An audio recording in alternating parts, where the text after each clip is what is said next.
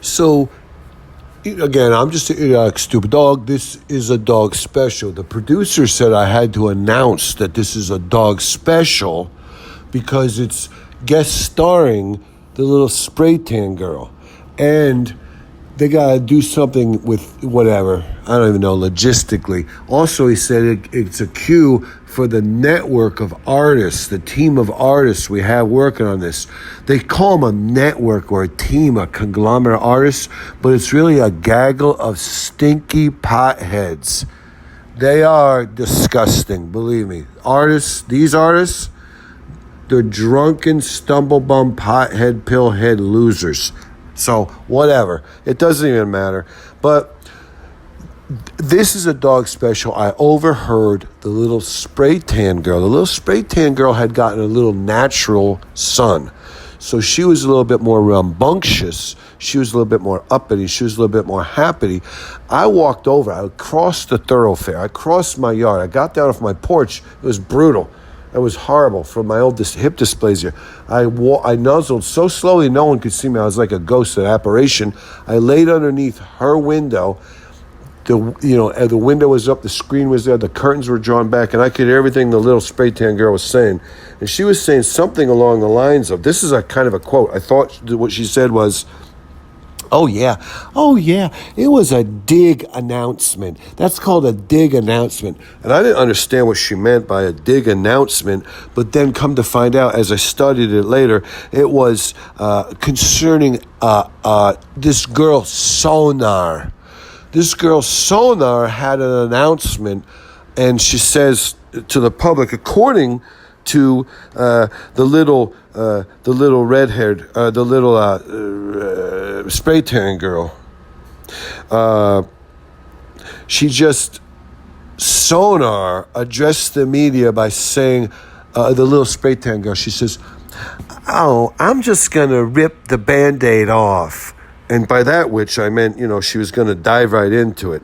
And she says, according to the spray tan girl, Sumner says, "I'm sure you know him." It turns out, of course, it was Adam Levine. And she says, "I've been having an affair with a man who's married to a Victoria's Secret model. I'm sure you all know him." And I thought right away, she was talking about Ed Sheeran, but it turns out she was talking about the Maroon 5 guy. And then somehow the dig announcement that's why it was a dig announcement. That's why it's an overheard or a guest star with the little spray tan girl, because it's a dog special, because only the dog can pull out, and say, when she said, "I'm sure you all know him. He's the singer from Maroon 5. And let's face it, Maroon 5 is just elevator music." She says, Maroon 5 is just elevator music. And I was like, wow. She had to get that dig in, And then somehow it turns out that she says the affair lasted for roughly a year. And but this is one of the funniest things the girl says. She says, "Listen, I was taken advantage of." The girl's 25. She says, "I was taken advantage of. I didn't know why." She's like, "I didn't know why. He was married. You didn't know Adam Levine was married? You could have Googled him. You could have. It shouldn't have been that hard. I'm sure somebody whispered in your ear, 'Hey, you're dating a married man.'" She kind of played the thing where she was a lot younger then. It turns out she was like 4 weeks younger. Not a full month. It was like 27, 28 days younger. She says, "I was younger then. I didn't understand. I was a lot." She was like, 25 in 6 months, and today she's 25 in a month, 7 months, 7.5 months maybe. I don't even know. This girl, she's a pip, this one. I'm going to tell you. She's playing the dunce card. Like, it's never smart. It's never a good look to play the dunce card. But, she was a 25-year-old dunce. But whatever, it's okay. I don't know if you would be your own witness to the fact that you are a dunce, but whatever. You might. I don't know. But the one good point she finished with, she says, and this girl's name is Sona, right?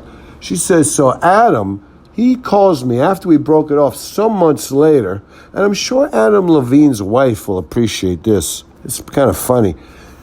So Sonar says, so Adam, he texts me, hey, if I have a son, can I name it Sonar with an emoji like holding its arms out?